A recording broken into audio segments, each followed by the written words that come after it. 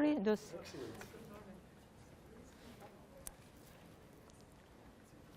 Please, can I have your attention, everybody? Dus, ladies and gentlemen, good day, and I would like to introduce myself to you. My name is Ljoedmila van Vyve. I came from St. Petersburg, from Russia. I would like to say you because you thought that here have to come big blonde Rus, but I'm not. But never forget that Russia is the most big country in the world, yeah? And nearly 1,060 nationalities live there. My mother was from Japan. My father was from South Korea, a little bit exotic, yeah? And I grew up in St. Petersburg. I have graduated university, I am doctor, but I have graduated to Institute for Tourism and lectures. Now I live here in Netherlands nearly 17 years. I am president of Russian European Cultural Foundation. And I have to keep very shortly, yeah? Because I understand that you are a little bit tired. Thus, I prepared big speech, but it's not necessary, I think, yeah? This very, very shortly about our foundation. Our foundation was founded by Russian embassy. And goal of our foundation is this development of relation between Russia and other countries. We organize different concerts, events, expositions. We support our artists. And here, if somebody would like to see, because I didn't know that we have one day today here, PowerPoint. Otherwise, I would like to show you Diaz, yeah? It's our concerts. And if you would like to see, you can come by me. I would like to show you. And just, we work with different artists. And we can organize today concert in any place, with any people, and from high society classic concert, little, till folks, little cozy concert. We support different painters. We organize exhibitions. And I give lecture about Russian culture, about Russian arts, history. And I gave for 6 years nearly 100 different lectures at different places here in Netherlands. And I would like to say you know this aphorism of our Russian famous author Dostoevsky, beauty will save world. And I would like to say that we think that culture, arts, and everything is echt international, yeah? This one of us, of human race.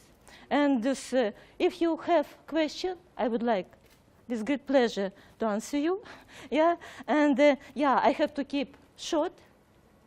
This, I would like to say thank you for your attention. Yeah. Yeah. You're welcome. And merci. Listening to her, and I believe you enjoy yourself. Okay, well, it's quite a surprise to speak to you now, but I just stand in for my colleague.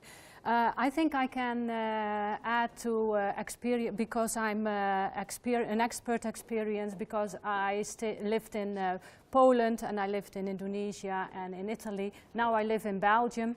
So I went to several culture shocks, and I think it's maybe this is in a view you haven't heard many times, most probably. If you move and you experience a different culture, and then you always have one foot in the new culture, but you still have one foot in the old culture.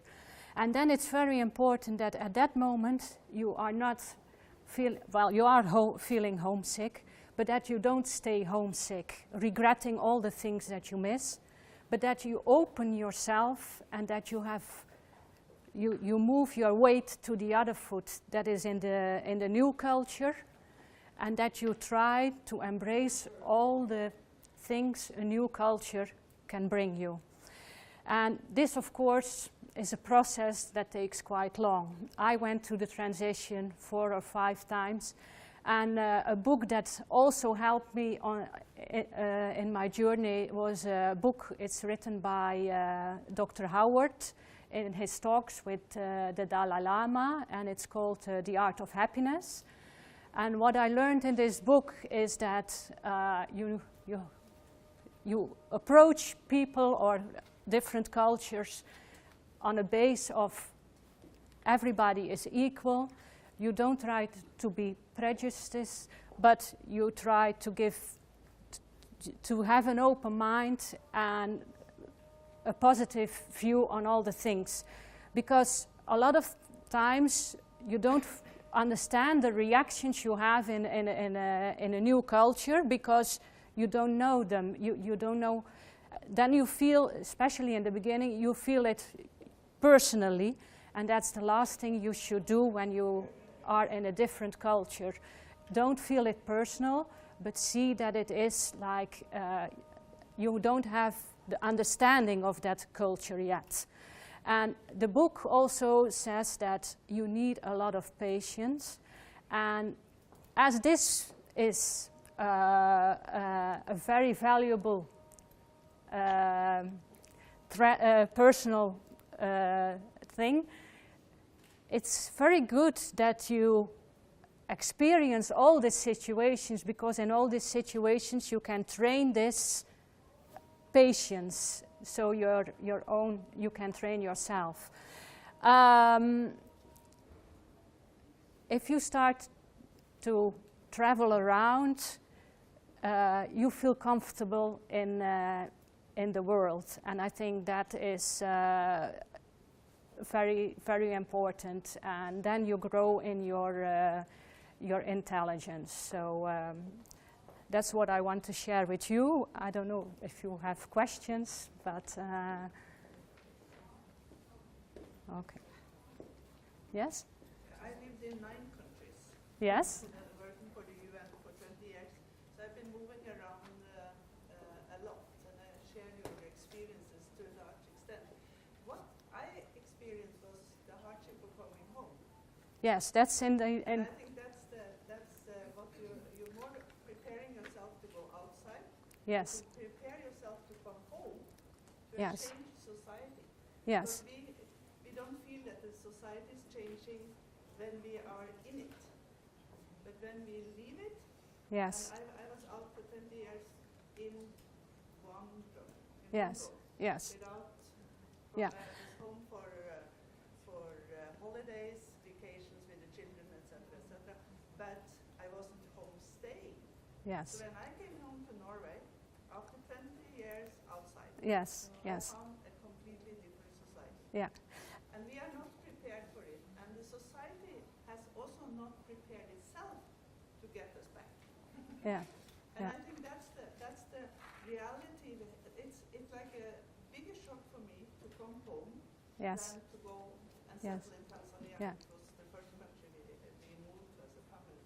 Yeah. But and I think there's no, even no move among governments or move among organizations to really receive us when we come back. We have expectation of settlement, of work, or all these kind of things that are normal for you moving from one employment to another one, one part of the country to another one. You adapt because you're within your own culture.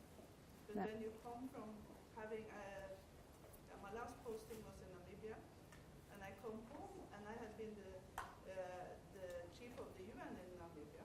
So I come home, and I come home to Norway. I'm nobody. Yes. Yes. It's a high drop. It's a Yes. very tough one. And I think that's it's just Yeah. sharing an experience Yeah. that complements your experience Yeah. of going out. Yeah, well, I have the same experience because when you come home, what helped me was that I said, okay, I'm coming home with a global view. And I think that sometimes is when you come home, not all the people, they have a global view, so you cannot connect, and you have to rebuild your life again in the country where you were born, and it's difficult. But for me, it helped to think, okay, I came home with a global view, and that's why I'm not different, but that's sometimes why you experience difficulties when you come home. But indeed, I started my own company doing leadership programs for women in developing countries. yeah, Because good. That was my reaction. Yes, very good. Use my own experiences from outside, also integrating into the Norwegian society. Yeah, yeah, very good. Yes, I had to yeah. do something where I could use my experiences because nobody asked for it. Yes. Well, maybe I am a guest speaker now with cultural trainers, then so you share your experience and you try to, but I always add the most difficult part is to come home, because that really is, and I think there is even in it's the Koninklijk Instituut voor de Tropen, so the Royal Institute for the Tropical, they do these cultural trainings. They even have a cultural training when you return home, because a lot more attention is going to that lately. Some Colombian experiences, you know, we don't have those in Norway. No? No? Okay, okay, good. Yes, yes. Yeah. Okay. Any more questions? No? Okay, so thank you. Dames and gentlemen, honored guests, it's a great honor to be here today. I'm very grateful to my friend Carla Horta for invitation. Was for me and Turkey is a great pleasure. I would like to introduce myself to you.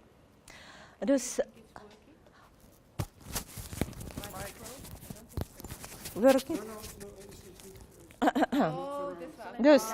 Everything very good. I came from St. Petersburg, from Russia. My mother was from Japan. My father was from South Korea, a little bit exotic, yeah? And I grew up in St. Petersburg, in one of the beautiful city of the world. I am president of Russian European Cultural Foundation, and our goals are development relationship between Europe and Russia.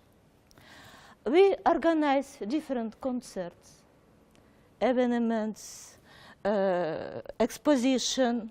We work with different painters. We organize exhibition for him.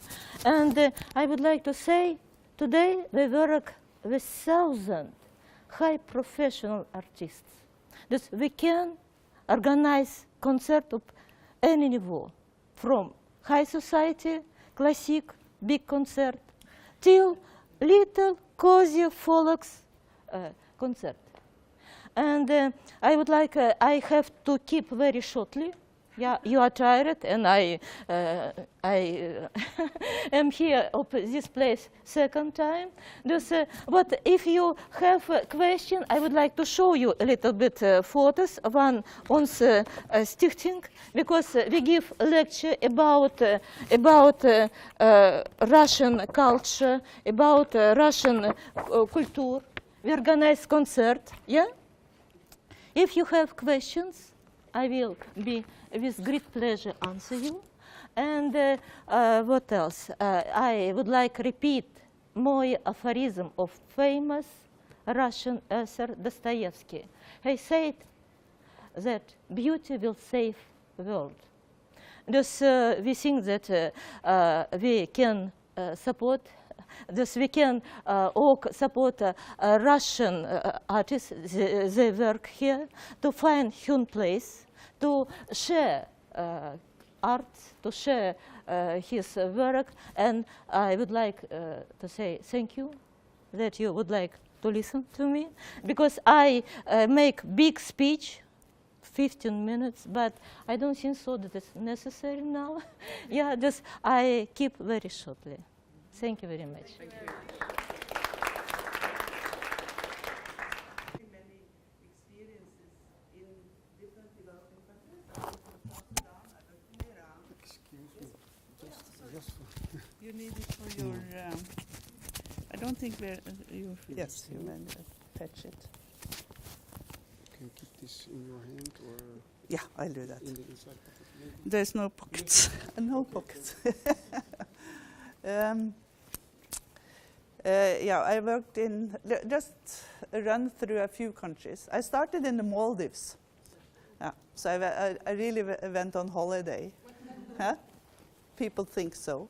But at that time, the Maldives had 75% of its people living in deep poverty. 4 out of 5 newborn died because of lack of sanitation, pure, safe water, education facilities, everything like that. And that in itself was an eye-opener. I came there as a representative for Norwegian Save the Children, Redd Barna, and we were doing then atoll development with the Maldivian government. So that itself was an eye-opener. And this continued. I was home for 5 years, had no problem, because it was a short 2-year period outside. And then I suddenly was recruited to UNICEF and to go to Tanzania. And we stayed in Tanzania for 6 years. And that was not a difficult location, because the Tanzanian people received us with such an integrated, it's also one thing is to adapt, another one is to be integrated, to be part of the society. And it was open, it was welcoming, and we had no problems at all. Then we went on to Uganda. Uganda is the same. It was my dream as a 13-year-old child to go to Uganda once in my life. It took me 27 years to get there, but I did it. So I was there for 6.5 years in 2 periods. And it was the same. It's an East African community. It's very open, very welcoming. And as long as you learn the language, you can get to know people, and you become part, as much as a foreigner can become part of a society. And then we went to Iran. I was UNICEF representative in Iran, the first female UN representative ever. And of course, the Iranian government didn't know what to do with me. So they were carrying me around, and it was almost like a queen, because they didn't know, they couldn't shake my hand. I had to have the shawl, of course, but that didn't bother me. But they really accommodated me. And we had many deep experiences which really challenged the emotional intelligence there as well, because we had the Bam earthquake. And some of you may have heard of the big earthquake in Iran in 2003, which killed 46,000 people in 6 seconds. It was a major thing. And I was coordinating the whole relief and rehabilitation exercise from the UN side. So I had a lot of experiences, really deep going experiences. And then we went on to Geneva. Geneva is a easygoing, easy living experience, but I worked in UNAIDS. And UNAIDS is not an easy going, easy living, because you cope with people who have sometimes even their destiny in their hands, because they are HIV positive, and they are also facing the reality of fading away. So we had a lot of drama in that. Then I went to New York, and New York is fascinating experience. You're back in your own kind of cultural belonging in many respects. And then Namibia. In Namibia, I was appointed by the Secretary General as Chief of Mission. And again, a woman in a very male-dominated African environment. But again, I had worked for ANC and SWAPO in the past, and providing aid from the Norwegian government through different channels in South Africa during the liberation war, and into Namibia also during the struggle. So they welcomed me with open arms. I was almost like a, what should I call it, veteran. Yeah, and I came with my white hair as well. So of course I fitted very much into the African society where seniority is an issue. And then we went home. Then we went home to Norway. And as I said, you come from having a lot of attention, a lot of focus on what you're saying, how you're behaving, the cultural codes you have to learn. And then you come home and you're nobody. You're absolutely nobody. You land in Gardermoen, the Oslo airport, and then you look around and there's no driver to receive you. There is nobody who welcomes you. Nobody comes running to say, how are you, madam? How was your trip? La, la, la, la. No, you're Norwegian. You are blooded Norwegian. And you're supposed to be Norwegian from the step you take on the ground. You should know everything. You should behave according to the new codes. You should be part of the society when you come home. And to me, that was a big shock. After 20 years of outside Norway living, and added on, I had been away for 25 years, and I come home, and I was nobody. I didn't get a job. I applied for more than 200 jobs, and nobody could use me. I had had leadership position for 30 years. Nobody could use me. I was a teacher by profession. Unfortunately, I'm a teacher in nutrition, so I could go in and I could teach nutrition in secondary school, which I did. So I started there. And then I said, no, I'm not going to waste my experience. And that's when I started my own social enterprise called Half the World, Women, Knowledge, Leadership. And in many ways, if you look at it, and now this is 2013, and it's been a journey as well. And now I'm back in with the UN. I'm actually developing a female talent initiative for UNICEF to get more female leaders into country offices in Eastern Southern Africa, 22 countries plus the regional office. And our goal is to increase the number of women in leadership positions in the UN. We start with UNICEF, and then we hope that this will go worldwide. So it's stepping into your own society and stepping back again to the other one because you don't really fit in. And I think that's the biggest emotional challenge. And that's also where you have to balance very, very carefully. Because at home, nobody listens to you because, you know, this is not their experience, it's not their way of living, and you're somebody like, yeah, you're a bit of an, what you say, alien in your own society. And it's because we don't have, as I said, I'm joking on it, we don't have that colonial experience that the Dutch have, or the British, or the Spanish. Our colonies are in the Arctics, and I don't think that can be in comparison to what it is to have this continuous interaction with different countries. Now we fear the immigration as you do in Europe, the so-called refugee crisis. To me, it's not a crisis at all. It's just the way we should be.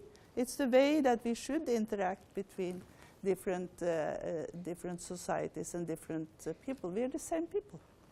But we put up these clear borders, and it's our own challenge. It becomes a personal challenge to adapt to your own country. And I must say, now I've taken far too much time, but I must say that's the biggest challenge I faced, was to step into my own country after 25 years outside. So what happened that you were able to meet it? Pardon? What happened in you, or where did you go to? What wisdoms from your experience you get to be able to feel again home in your country? Of Or course, home in home. one thing was that I feel safe on I feel confident in myself, and I think that's the deep end. That you believe you can make it and you do it. That's the same as somebody said. She's not here now, but the young lady who was talking very confidently about what she's been doing. I've been building that confidence because I feel I've been growing as a person while I was working in all these 9 countries. And I feel I have that, what do you say, confidence, the ballast. We would say ballast. I think the Dutch would know what ballast is. It's the same in Dutch, I think. It's the baggage. Huh? You have developed a good, or you feel you're grounded in yourself. You feel confident that if you could adapt to all those different societies, from the Middle East to the deepest of Africa, you can also adapt back home. But you also have to realize the time it takes. And I think that's also what I would say. The most important become to resettle your family. My daughter came to Norway. She never lived in Norway before, and she was 15 years old. And she came from Thailand. She's adopted from Thailand. So you can imagine all those cultural things that she met. And I think that with this kind of changes, going out, coming home, being or stepping from one country to another, like we went from Tanzania to Uganda to Iran to Geneva to New York to Namibia, and then home. You adapt, you adapt, you adapt, you adapt. You get, in one way, we are experts on packing. We are experts on moving, because it's like this. Now we moved again, and we moved in like this, because we had all done it before. It's like you step into one culture from, say, going from Uganda to Iran is a big step. And all people told me what I should do and what I shouldn't do. And I said, but I'm Kari, I'm going to do it my way. I'm adapting my way, because nobody can tell you really how you relate until you step into a country. And we are adaptable. We are the human mankind is very good at adapting to new relationships. I can add something. If you go to a new culture, you're a foreigner, you're allowed to make mistakes. Yeah. But when you return home, Exactly. you're back in your own country, and if you make mistakes, it's strange that you make mistakes. People don't understand why you make the mistakes, because you're Dutch and you're in the Netherlands, so why don't you know? Mm-hmm. So you get very silly situations. For example, you go to the post office and you ask for one stamp, and they're looking at you from, one stamp? We sell them by 10. Exactly. Sorry, I didn't know. It's already for years. Yeah, but I just returned from abroad.